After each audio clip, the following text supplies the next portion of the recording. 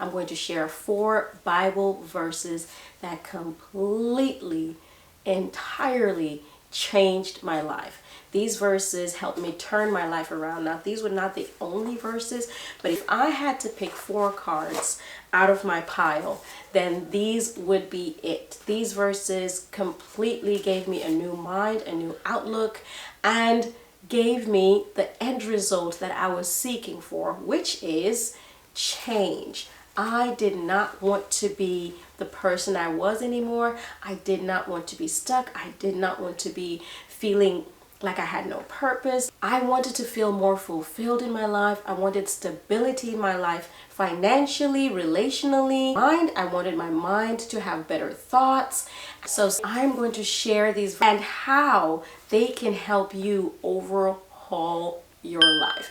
The very first verse comes from Isaiah 50 verse 7. Listen, I brought my little trusty Bible so that in case I made mistakes on my note cards, I am going to read it directly from the Word of God. Isaiah 50 verse 7 says, "For the Lord God will help me. Therefore shall I not be confounded. Therefore have I set my face like a flint, and I know that I shall not be ashamed." I really leaned on this verse, and there in the first part, for the Lord God will help me. It's a promise, it's a given, it's a guarantee. And I was able to claim this and say, you know what? God is going to help me. But the next part says, therefore shall I not be confounded. So I don't have to worry about it. I'm not going to be confounded. Confounded is an old English word. Let's look up what confounded means. According to its definition, to confound is to defeat. And it says, therefore shall I not be confounded. I'm not going to be defeated. And it says, therefore also, so then have I set my face like a flint. A flint is a really hard rock. Common rocks used to start fires. You know how rub stones together to start a fire? Flints are excellent for this because it's a very tough rock. And so when it says, I have set my face like a flint, I am focused. I have set my face in a direction, and I'm not changing my mind like sandstone. I'm not crumbling. I am focused. I am here to stay. I'm going to stay the course no matter what. And then the last part says, and I know that I shall not be ashamed. This verse was just so pivotal for me, and I guess you can see why. He's going to help me. I will not be defeated. I am focused on my goals and where I am going to destination of better.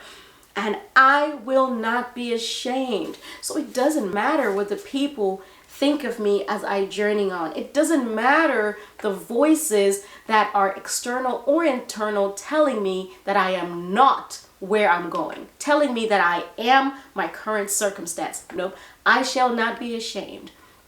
I will succeed.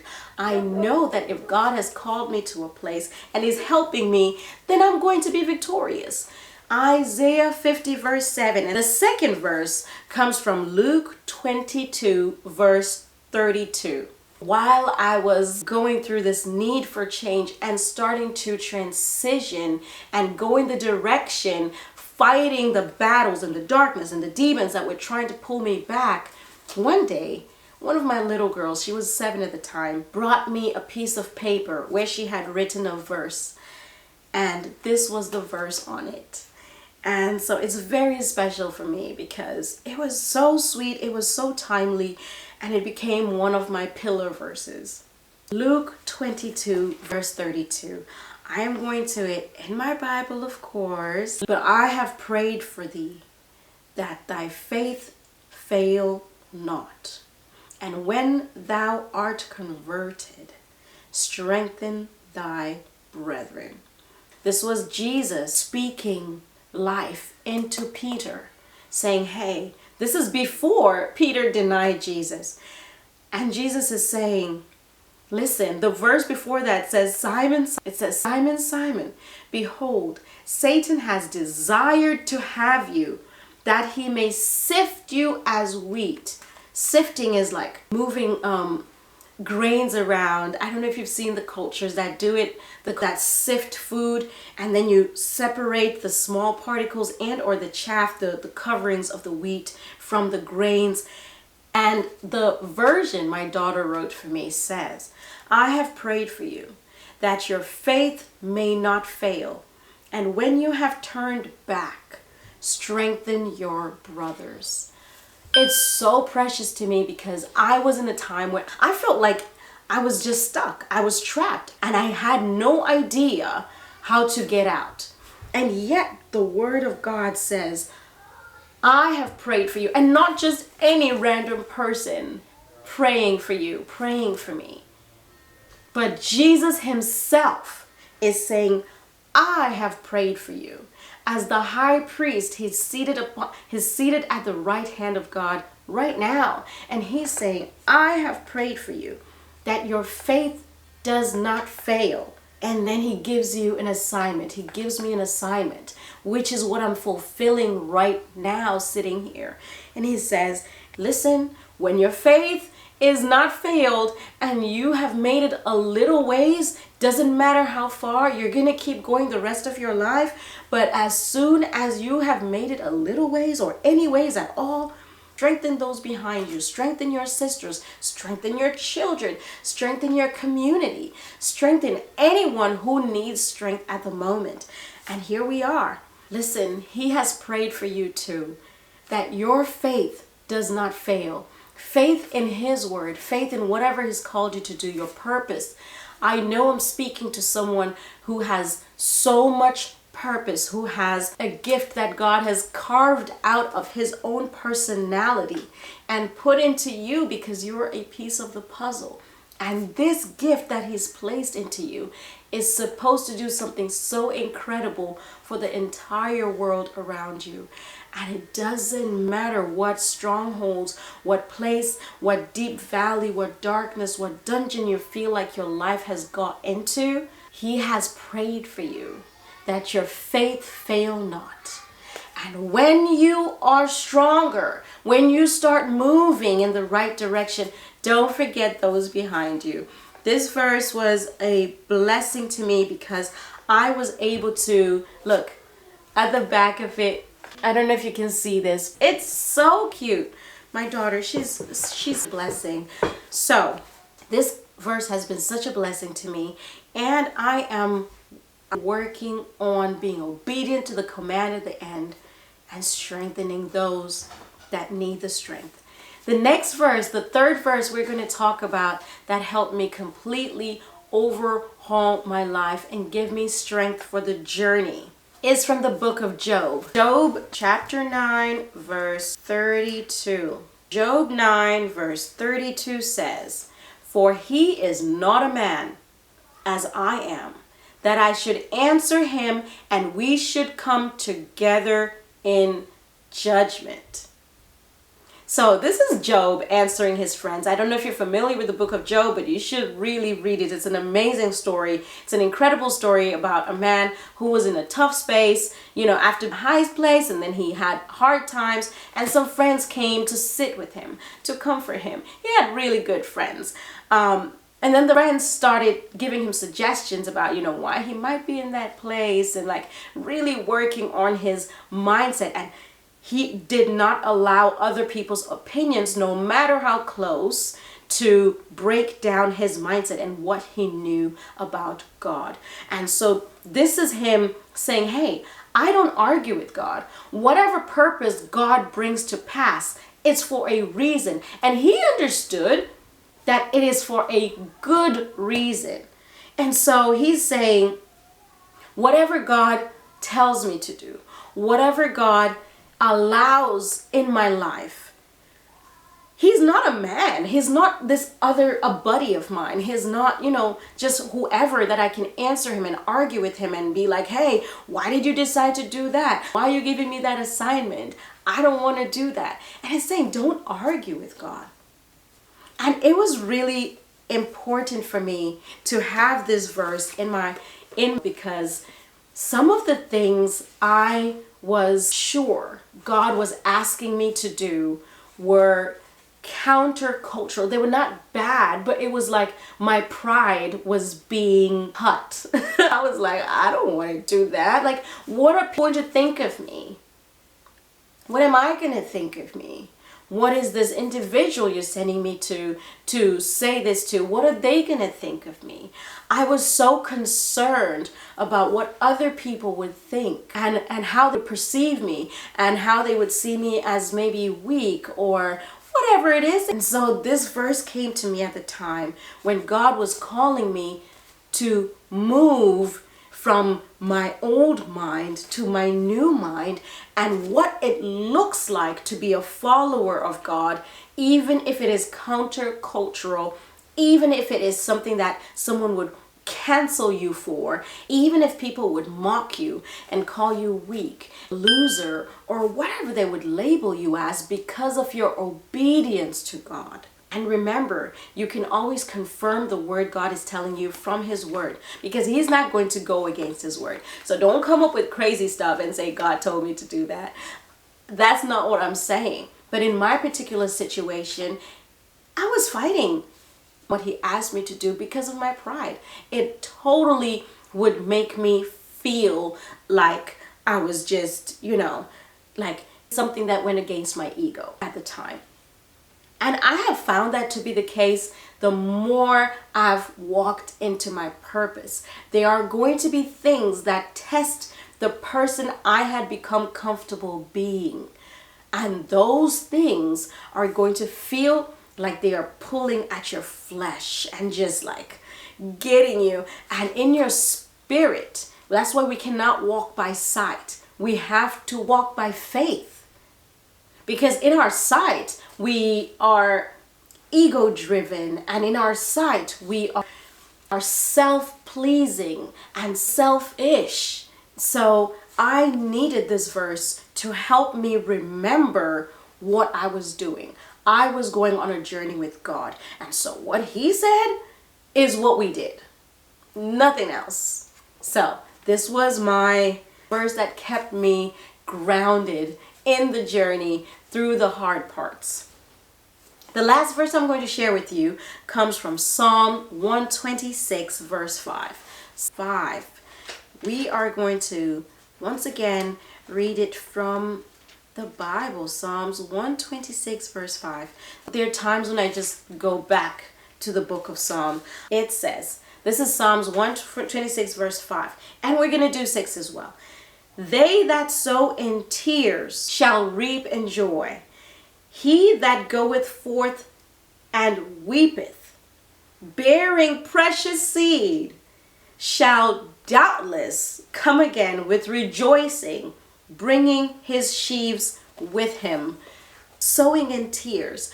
All that time that you were in tears, crying, everything that you've done that was hard, where you've been that was hard. Sometimes we just attack ourselves and say, but I'm the one who caused myself to be in that situation. Sure, maybe. But did you know we have an enemy? And there's an enemy of your soul that put you in that situation. And it wasn't you. Yes, you bought the bait. And we all do. So you need to let go of that and recognize that there is someone who is against you and there's someone who's for you. And you can choose today different. You can choose to go with the person that is for you, and that is God, that is Jesus. Listen, nobody is saying this journey is going to be easy. It's saying literally you're going to be crying through the journey. It may be real physical tears, and it may just be anguish. It may just be having to do the thing on the day when you don't feel like it. This morning, I woke up and I felt sick. You can hear it in my voice. And I had no plans to sit and share this with you. But it just sparked in my spirit, and I was like, I'm going to do it. So I dragged myself out of bed, and I decided to put on my dress and come and sit here with you in this moment. It can be hard sometimes, and you'll be carrying just seed. Your seed can be an idea. Your seed can be money that you're paying for a certain course to get you a certain outcome. Your seed can be time. Your seed can be obedience. Whatever seed you've been given, and you're going to carry it, and you're going to get to the field wherever you're going to work it. And guess what? That field may be overrun with thorns, your past, all your mindset issues, and you're going to have to work and pull that stuff out. It's going to be hard. It's going to be hot days, long days, muscle building stuff, internal muscle, sometimes external muscle, because part of my journey included getting back to health. It included getting out there and almost breaking out into actual tears as I learned to exercise and move my muscles and my body again. And so you are going to be putting that seed in the ground, digging up that ground, putting it in there, watering it, going through all the process, finding that, oh my, some of it didn't come up. Sometimes, oh dear, the deer have come through and ate some rows. You have to replant it, and you have to watch out for all the other bugs and the mildew and water it when the rain doesn't come. Listen, this is a process, but the word says you will doubtless. There is no if, well, maybe it's going to work out. You know, we always quit. I have quit too many things in that process while the plant is young. And I'm looking at this little bitty plant and I'm saying, why does it have no tomatoes on it? Maybe this isn't working. And I switch over to the next thing. And of course, when I come back, the tomatoes have wilted and they've died. And I went to get more seeds. I'm like, maybe tomatoes is not my thing. Maybe I need to plant some green beans. But guess what? That takes time too. And now you have to amend the soil differently to plant that different thing. And you're starting from scratch. You should have just taken care of that tomato plant, because you would have doubtless, without fail, come again, come home, rejoicing, bringing your sheaves with you. Sheaves were the bundles of grain. And in this case, sheaves are the bundles of whatever is ahead of you. Whether it's more joy in your life, more peace in your life, more health in your life, more wealth in your life, more healthy relationships in your life, whether it is you just getting that business started or getting a better attitude towards motherhood and parenting, eating healthier, starting to cook more from scratch than you eat out, whatever it is guaranteed to work if you are willing to work it. If you've been called to it, then he who has called you is faithful, and he will bring it to pass. Not you. I mean, you're kind of the face of the company. People have that. They have a celebrity as the face of the company, and the product has nothing to do with the celebrity. That's you. You're the face of the company. God is going to work through you, in you, to will and to do his good pleasure. All you have to do is show up and say, I'm willing. I am ready to go through the process, for the Lord God will help me. I will not be confounded. I will set my face like a flint. I will not be ashamed. And he says, all right, I've prayed for you. Your faith will not fail. And when you've turned back, just remember those behind you. When it gets hard and you want to argue and you say, oh no, I don't want to do this. Hey, he's not a man. You're not going to answer him and come together in judgment. He decides. He decides. You're following his decision, but he has equipped you. He's putting in the investment. He's doing all of it.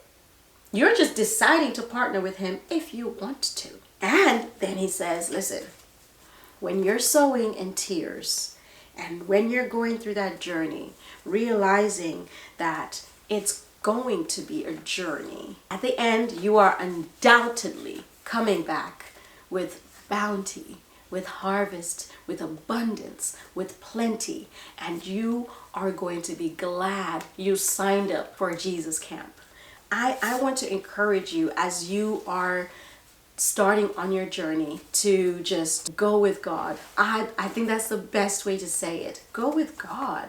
Let Him direct you. Let Him lead you. Let Him take it. Let Him take the wheel. Let Him take the wheel. All right.